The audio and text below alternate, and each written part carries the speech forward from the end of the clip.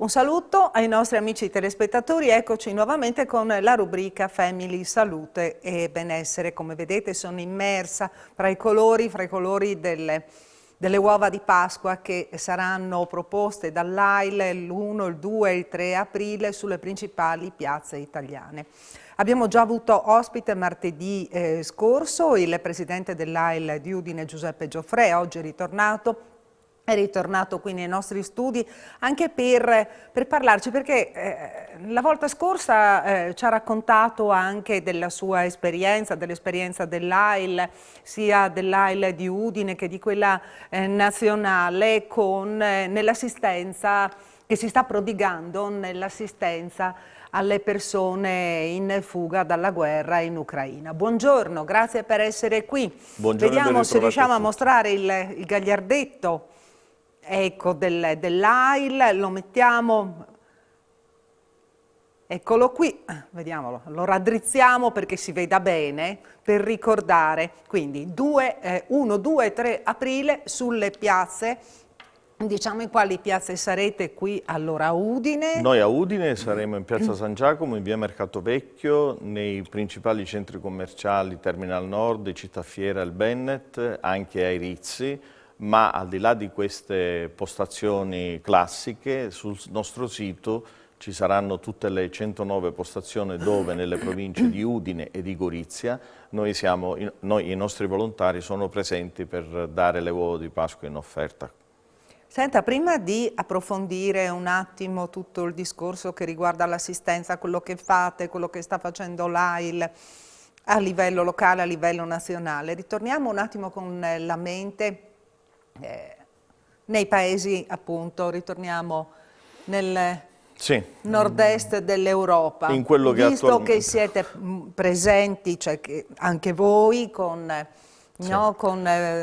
noi abbiamo avete portato persone. Esatto, noi abbiamo avuto l'idea inizialmente detta dal mio amico Angelo Turi, che tra l'altro è un volontario AIL e che assieme a me presiede l'Associazione Amici della Patussi, di poter fare qualcosa in più rispetto alle normali donazioni in denaro o lasciare del materiale o abbigliamento all'Associazione Ucraina Friuli che opera a Città Fiera. Abbiamo avuto l'idea di portare qualcuno in Friuli che potesse veramente scappare dalla guerra e quindi ci siamo organizzati. Martedì scorso appunto ci ha spiegato del vostro viaggio, che avete recuperato lì le persone, ma effettivamente a me piacerebbe anche capire qualcosa della vostra esperienza, perché voi vi siete fermati esclusivamente a Cracovia. Questa è l'immagine, no, del parcheggio, che è una sorta di centro di smistamento. Esatto, no? Qui siamo al parcheggio della stazione ferroviaria di Cracovia, dove le varie associazioni si riuniscono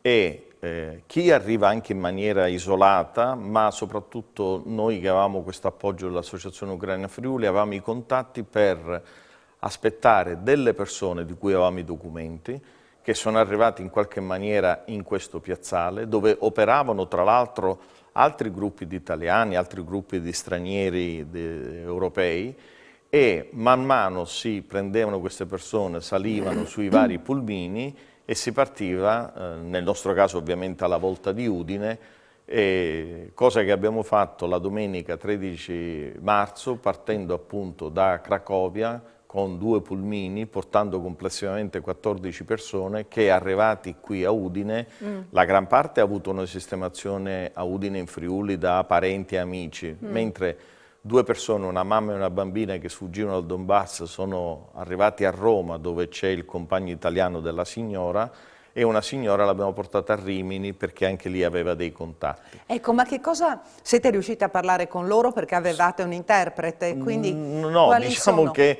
allora l'inglese purtroppo era poco conosciuto, per non dire niente l'italiano. Io ho semplicemente utilizzato il Google Translator, che consente, parlando in italiano, di vedere scritto in ucraina o addirittura di poter dire in ucraina, quindi stiamo parlando di piccole frasi, piccole comunicazioni, che però dopo un giorno di aver viaggiato assieme i bambini già dicevano ciao, grazie, buongiorno, cioè c'era già un'atmosfera. Qui vediamo, siamo in un ristorante di Brno, perché l'atmosfera inizialmente non era quella delle più un'atmosfera felice ed è ovvio. Ci siamo voluti fermare per cercare di fare un qualcosa per che alleggerire rasserasse. la tensione. Esatto, e soprattutto i bambini piccoli reagiscono, loro sono molto piccoli, giocavano, si divertivano.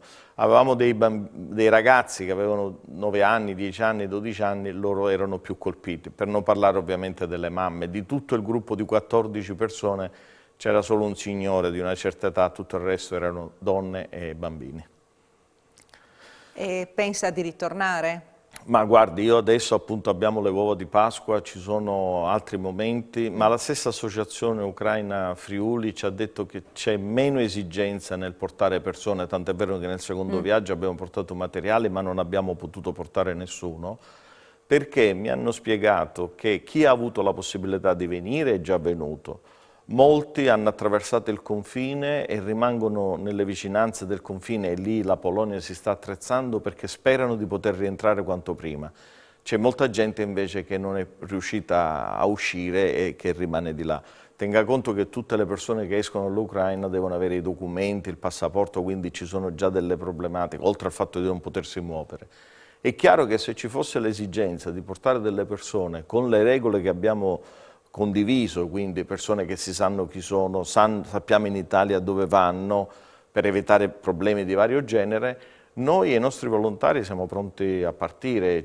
Abbiamo avuto tantissime persone che si sono date disponibili per poter partire, che ci hanno dato del materiale, che hanno voluto essere presenti con questa forma diretta di sostegno e questo è quello che a livello locale si può fare. Io non dimentico che anche AIL Trieste nella ricezione dei pazienti ci sta dando una mano, mentre sull'altro canale dei pazienti ho parlato chiaramente con alcuni responsabili europei di organizzazioni come la Lymphoma Coalition, che non è pensabile di muovere un paziente dalla Polonia in Italia con un mezzo privato, con una macchina, perché sono pazienti, possono avere patologie in atto, è un viaggio lungo, è un viaggio stancante, è un viaggio che non può essere affrontato a cuor leggero, per cui sui pazienti che stiamo aspettando è preferibile un trasporto aereo. Al limite i familiari possono muoversi con un mezzo. E quindi siete riusciti ad organizzare? E siamo riusciti a organizzare, i pazienti stanno arrivando e arriveranno con dei trasporti aerei e nello stesso tempo cerchiamo di reperire i farmaci chemioterapici che servano, di superare tutti gli ostacoli burocratici ed economici per poter fare in maniera tale, in contatto con le responsabili dell'ematologia ucraina, di farli arrivare in Ucraina.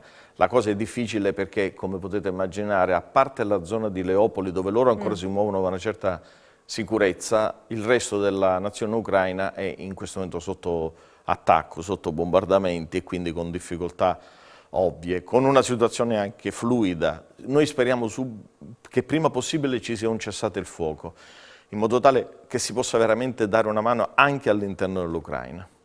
Senta, mancano pochi minuti al termine della trasmissione, il tempo corre. Dobbiamo ricordare. Ci sono le uova l'1, 2 e 3. Ci sono le uova, 1, 2, 3 aprile e poi ci sono, lei ha portato sì, facciamo anche le bomboniere. locandine per ricordare esatto. le attività. No? Le bomboniere solidali per chi vuole festeggiare un momento. Vediamo se Tiziano Campigotto riesce a inquadrarmi. Sì. Sono qui con la locandina. Le mostriamo una alla volta. Sì. Queste sono le bomboniere che consentono in un momento magari felice, un matrimonio, una laurea, un battesimo, di poter fare un po' di solidarietà.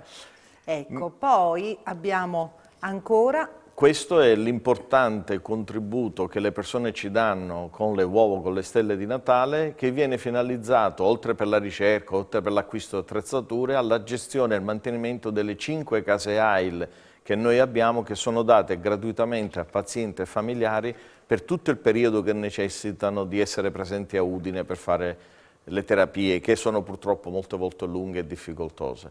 Ecco, poi abbiamo questo, una bella sorpresa, chiamando con le uova che possono essere portate. Esatto, oltre alle piazze, per chi non avesse la possibilità di andare o non avesse avuto il tempo, Continuiamo fino al 5 aprile a prendere le prenotazioni per poi dal 5 al 15 aprile portarle a domicilio nelle province di Udine e Gorizia in tutta sicurezza a casa con nessun problema, e ringraziando ancora una volta per la disponibilità e solidarietà delle persone del Friuli e della provincia di Gorizia. Ecco, ogni uovo custodisce un sogno, aiutaci a realizzarlo. Vediamo se si riesce a inquadrare anche questo. Sì, poi l'AIL ha tante altre attività. Ma siete particolarmente attivi? Ma guardi, vorremmo fare anche di più. Io spero che la pandemia sia veramente alle spalle, perché abbiamo in mente un paio di concerti per tornare a vederci assieme a tutti gli altri. Dobbiamo fare l'assemblea straordinaria per la sezione interprovinciale Udine-Gorizia, che è già stata sancita, ma anche lì causa pandemia abbiamo avuto problemi. Ci sarà una bella manifestazione a giugno con un'associazione, Vanessa, che farà un giro in moto partendo da Monfalcone e arrivando a Gallipoli, e con momenti formativi nei confronti dei ragazzi che, anche se fortunatamente non hanno questo problema, devono sapere che ci sono associazioni che fanno della solidarietà il loro scopo principale, dell'aiuto e il sostegno ai pazienti. Noi non ci occupiamo di questioni mediche, ovviamente, lì ci sono i medici che sono bravissimi, ma cerchiamo di dare un aiuto a tutto il resto, dal sostegno psicologico al sostegno per il diritto al lavoro, all'aiuto con le case AIL, diciamo prenderci cura del paziente e del familiare, che per noi è tutt'uno, in maniera completa. Bene, ringraziamo, quindi 1, 2, 3 aprile, l'abbiamo detto tante volte, anche oggi 1, 2, 3 aprile, le uova per la ricerca, la campagna promossa dall'AIL. Ringraziamo il presidente di AIL di Udine, Giuseppe Gioffrè, grazie per essere stato con noi. Grazie ai nostri amici telespettatori per averci seguito, e noi con la rubrica Family, Salute e Benessere ci vediamo martedì prossimo, sempre alla stessa ora. Arrivederci.